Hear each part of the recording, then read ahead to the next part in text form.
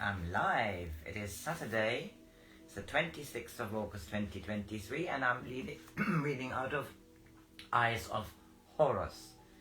It is a book, a far memory book by Joan Marshal Grants. She's written 7 books about her own far memories. And this one was published, I think, in the early 40s. Anyway, she passed away in 1989. I'm now in the second part. I think I'm at chapter 8, if I'm not mistaken. Invocation to Ra. Chapter 8. She is Ra'ab, a young male, in the time 3500 BC. Invocation to Ra. By the time I was awake, Kias had already seen Sebek, who had come back soon after dawn and arranged that we were to take the mad woman to Nefak-Ankh without delay. Sebek told us that the water was receding rapidly, and as the temple of Ra was to the northwest, I knew we should be able to reach it without having to cross that part of the country most severely affected by the flood.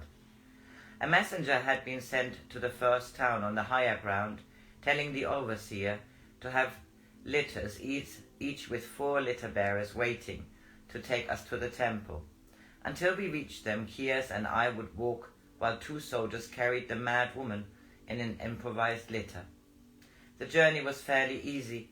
The sky was cloudless and the water slept under the power of Ra. We reached the temple just after sunset to find that Nefak-Ankh was expecting us, for we had previously arranged to see him on our way back to the house of the Nomarch. He had more news of the flood than we had, and told us that the only other town seriously damaged had suffered less than ours. One of the houses within the temple enclosure was still occupied by 3 men who were slowly regaining their strength after the pestilence. But another house was empty, and it was there that the woman was taken. We were to sleep in one of the priest's rooms behind the temple.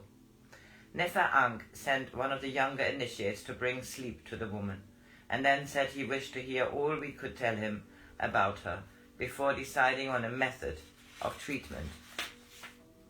After hearing our story, Nefak-Ankh said that as she was sleeping quietly, he would watch her while he too was asleep, so as to discover whether her madness was due to terror or whether she was possessed by the spirit of one who had become a slave of Set.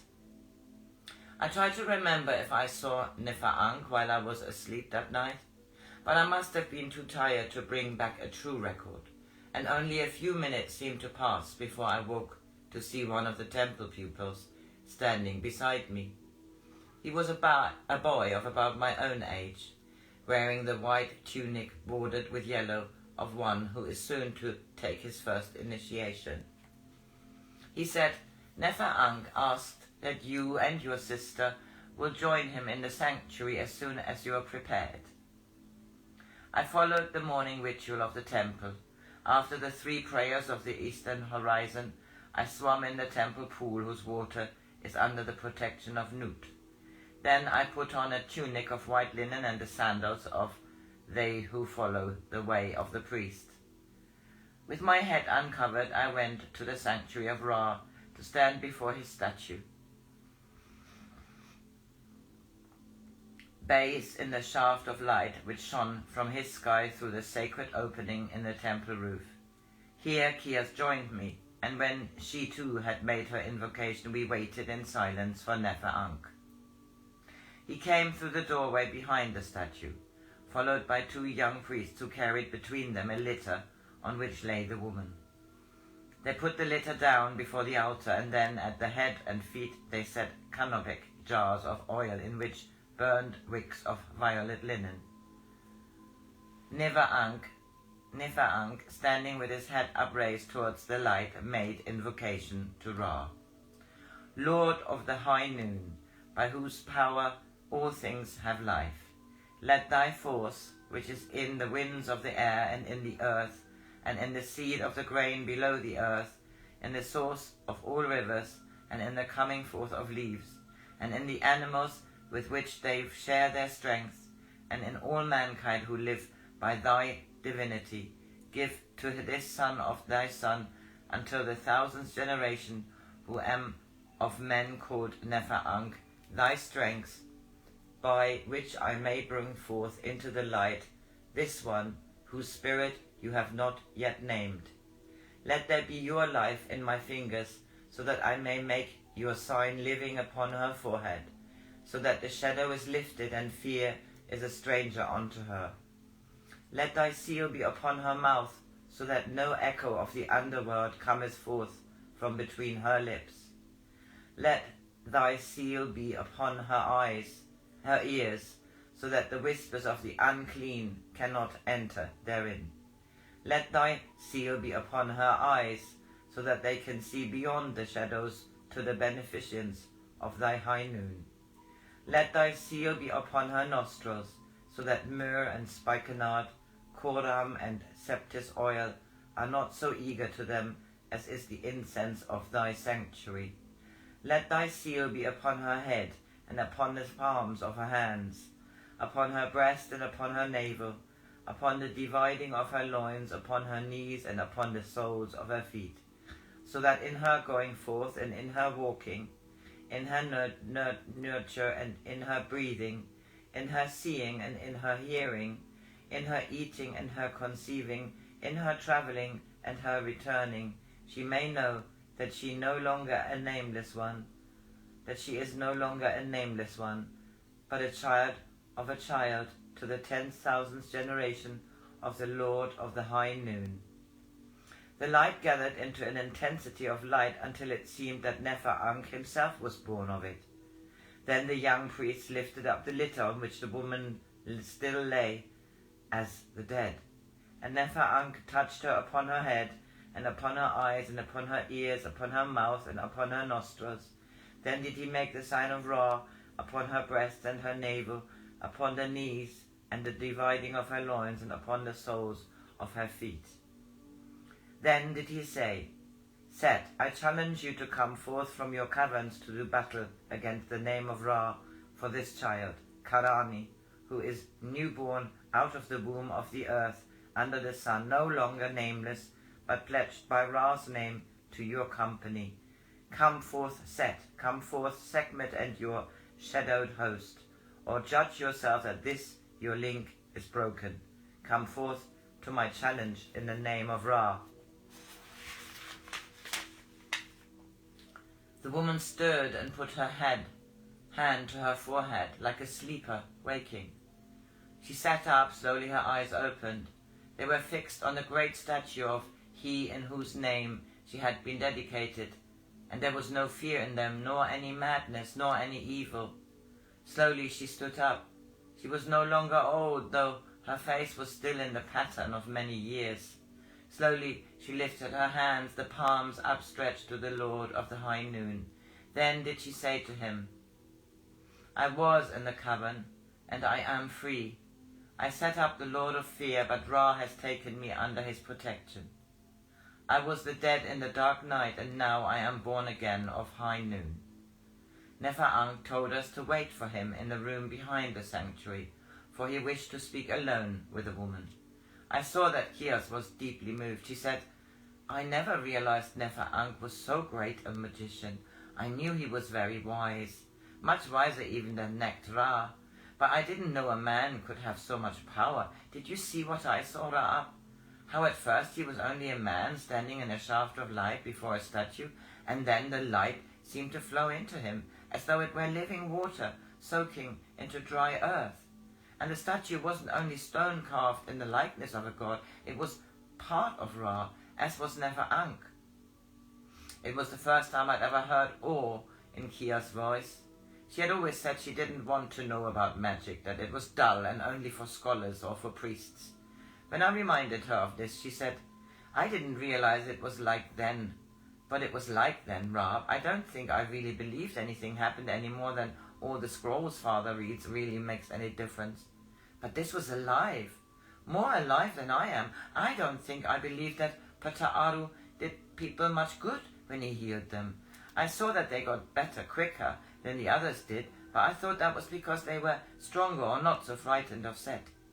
I thought I was being much more useful than he was with poppy drinks and hot cloths and all the things I tried to do. Yet, what could I do for that woman? Tie her hands so that she couldn't kill herself? I might have left her tied up like that for years, bound as a prisoner in Set's anteroom. However much we tried to help her, we couldn't have done anything. I can't understand quite how Nefer Ankh made her safe, but I know we've seen something as great as if she had been dead, and he had brought her to life again, for she was much more than dead. How did he do it, Ra'ab? How did he know? Before I could say anything in reply, Nefer Ankh came into the room, and this is what he told us. You, Ra'ab, while asleep, have seen others who are also free of their bodies going on with the same things that fill their waking day. The fisherman who is still casting his net, although his boat is drawn up on the bank and his body sleeps in the hut beside the river. The husbandman who drives his plough, still singing to his oxen, though they stand drowsing in their stall. You have seen also how each finds what he loves, or sees his fear take shape. The singing ploughman watches his grain spring from the earth in a single night, the stalks standing strong under the heavy yield, but the nets of a man of gloomy heart break when he draws them in, so that his great catch of fish is lost. Of such are the young in spirit who sleep to another earth, as like to the one they know on waking, as is a papyrus reed to its reflection in clear water. Gradually they become aware that the limitations of this other earth are made by themselves.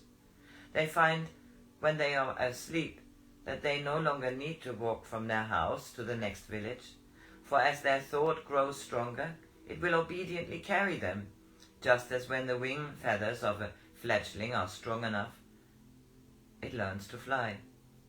But some there are who are resentful of their growing wings.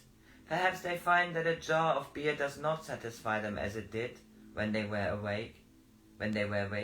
They think, this is not real beer, it tastes, it smells, it looks like beer, but if I think it is water, I might as well have filled the jar at the pool where the cattle drink. Oh, that I were on earth again, where beer is beer and cannot be changed by speculation. Or again he may say, oh, that I were on earth, where my wife is the aged woman with whom I have lived in comfortable habit for 30 years, instead of turning into the young woman who says she is the girl I knew before our first son was born, and who expects to be flattered. I want to sit in the shade and drink my beer that no one can change to water. When such as he comes to die, unless his body and age had given him pain which made him glad to be free for a time of such discomforts, he may well ask Khnum, the potter, to set the clay of a new body on the wheel without delay. And if Khnum answers that he must wait his turn, then he will find the voice of a child of Set, sweeter than honey, when it whispers, Khnum the potter is growing old, and his wheel turns slowly. What a pity that you must wait so long, where all the joys of earth are beyond your reach. I know of a young woman, her body ripe as a fig before the inundation. It might have been you who joyed her, but you are only a soul now, a thing of no substance. If you tried to woo her with all your vigor, even if you were a most impetuous ghost, she would continue to listen for the footsteps of the young man from the next village. The man may hear many such stories, each designed to increase those desires which can only be gratified through a physical body. Perhaps the voice will say, Khnum the potter is very old, his wheel may stop before your turn comes. But you need not wait so long, and my way will be easier than his. You need not be born to see your parents loom over your cradle, seeming to your infant eyes as large as hippopotami. No, you can choose your body and your place. Do you want to be rich? Then seek out a man whose storerooms are ranked with jars of gold dust. Take his body and use it as your own. Eat his rich food, feel smooth wine on your tongue, and enjoy the welcome of his concubines. The man will ask, how can I do this? And he will be told, Some people have barred themselves against unlawful entry, but the clever man who can always find a door with which the owner has been too lazy to bolt, should he resist, then seek another house, or ask me again what you shall do. Remember that, when the door is shut fast, no one can open it, save the owner of the house. But when the door is open, you can go in without challenge, and the owner must give all he possesses into your care, and cannot return without your permission. In his body you may eat beyond satisfaction. Then go, so that he returns in time to feed the torment in his belly, and if it pleases you, you may kill with the dagger in his hand. But you will have gone when the soldiers come to take him. All these pleasures you may have, and 1,000 others. The price is so small, one can hardly call it a price, just a pledge on a bargain between friends. If the man is still distrustful, and asks what will be required of him as his part of the bargain, then does the voice tell him, if Khnum should after all make you a new body of your own, you must make ready for us many houses of the open door. There are many ways in which you can prevent bolts being made fast against us. Drunkards are easy to persuade, and some women, when they are told that malachite no longer makes their eyes seem young, would open their door to any peddler who said he had youth for sale. Never disturb a lazy man, let him sit in the shade until even the bolting of his door against an uninvited guest seems too great an effort. Never tell a rich man that even if his gold is put with him in the tomb, his soul will not find the value of its barter. Never tell him that gold and sand have the same weight in the scales of Tahuti. Let him sit among his treasures and forget the sky, and soon he too will forget to set a watch at his gate. Nefer-Ang paused in his discourse and smiled at Kias. You wonder why I talk in parables when you want to know how Katoni, for that is her new name, has been made safe from Set? You cannot place the lintel on a new door to knowledge until the pylons are built. And before you could understand what I did to Katani, it was necessary for me to tell you how her body might have been possessed by an alien spirit, and how such spirits first come to break that great law which has decreed that none shall possess the body of another. To enter what is known as the house of the open door is to share in the consequences with him who left the door unbarred. Will is the name of our bolts, and only the weak, deliberately weak because of their own folly, allow entry or themselves enter all unlawfully. For he that enters the open door will find that in his turn he cannot shut out an intruder. Set does not wish that those who follow in his train should be strong in their own will. It is his desire that they should be without power. They are only channels along which his power may flow at his command. From what Ra-Up told me, I knew that Katani was trying to evoke Set, hoping that by the power he gave her she would be strong enough to take his prisoners from the caverns. Since coming to the Oryx, she had learned that no blood sacrifices are made to Ra, and that his temple tribute, be it of grain or fish, flowers or linen, must all be without blemish, and that only perfumed oils are burned at his festivals. She knew also that what is acceptable to Ra is shunned by Set. When she saw the marks of the Blue Death upon her husband and her child, she no longer tried to bring down to them the power of Ra, for to her it was a sign that Ra had been overthrown. They are always close, who, when a city is taken, try to gain favor by swift obedience to the conqueror. Perhaps she had brought the statue with her into the Oryx. There are many shadows in the land of Egypt, and it is not difficult to barter for a likeness of Sekhmet. The dark blood of his bowels has long been used in the name of Set, for it is the blood of death, always in conflict with the scarlet of the heart. The oil she burned may have been coming from a black snake, or from the fat of a black pig or other unclean beast. In the rituals of Sekhmet, the fuel of the lamps is still more vile, but I think she would have been unable to obtain this further filth. She knew that Ra She knew that Ra welcomes to his kingdom the spirit of man. Flesh is furthest from the spirit. So it was with flesh she tried to barter for the soul she thought Set has enslaved. Away from my body I watched last night while he slept. She was reliving her scenes of terror in even greater intensity than when she had first known them. Her son died a few hours before her husband. She carried the boy's body down to the lower room.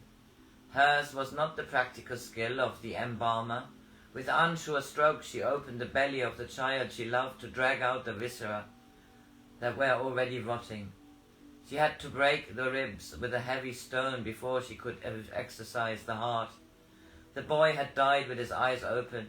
She thought he stared at her reproachfully as she drove herself to mutilate his wasted body. And all the time she could hear the slow, harsh breathing of the husband whom she dearly loved, whom she knew would soon lie dead, his body waiting for her to perform in this last rite by which she hoped to save his soul. When you saw her, Ra, as she had evoked Set many times, she had begun to think she had denied Ra only to find that Set thought her too contemptible to heed. She had a second son, but the boy was with his grandmother in another village when the pestilence came. He had returned home that morning, and she had told him that his father and brother were away on a journey. Even from her neighbors she had managed to conceal their illness and their death. Just before the flood came, she had sent him down to the market as an excuse to get him out of the house, so that she might make a last desperate evocation of Sekhmet before she must hide her ritual away. When she saw Rav, she thought he had been sent by Set to bargain with her. And when Rav said, "I'm a child of Ra," was it strange that she knew a terror beyond terror? She worshipped Sekhmet, the goddess of fear, and she thought that Ra had come to punish her for giving allegiance to his enemy. How could she, who had given herself to fear, recognize any other power? She thought her husband and her son were lost to her forever. Lost to her also was her dark protector. The lords of the night and of the day had both declared against her. There was no rest for her between dawn and sunset, nor till another dawn. Fear her ruler cried aloud, until from her past echoed 10,000 voices of all the fears she had ever known. Fear of the first fire she had seen, fear that came with the barking of hyenas, fear born from the eyes of waiting crocodiles, the fear of pain, of death, of separation, fear of being lost and alone, of the child crying in the dark, the fear known by old people that belong to a tribe who bury alive those who are no longer strong enough to work for the common need.